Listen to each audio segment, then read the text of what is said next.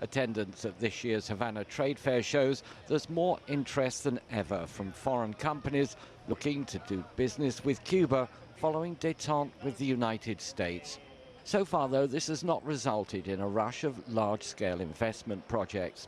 When Cuba passed its new foreign investment law in 2014, it said it needed to attract at least $2 billion a year to revive its struggling economy. But Foreign Trade Minister Rodrigo Malmierca, speaking at the International Trade Fair, said Cuba had attracted some $1.3 billion in investment projects since 2014, roughly a third of what it had targeted. European companies are leading the investment drive, but coming up against both external and internal restraints.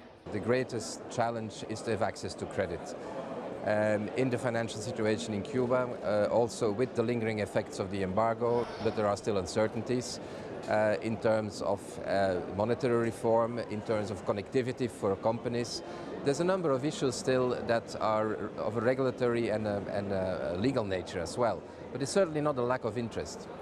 The US pavilion is much smaller than most of the other countries, but many of the American firms here are exhibiting for the first time.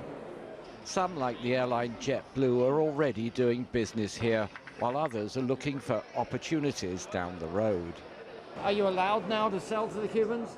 We are not allowed because of the embargo, but we are here hoping that one day the embargo will be lifted, and we're in the beginning with the seeds. We're planting the seeds for the future. It's progressing, but it's very slow on both sides. We have to remember that we still have sanctions against Cuba.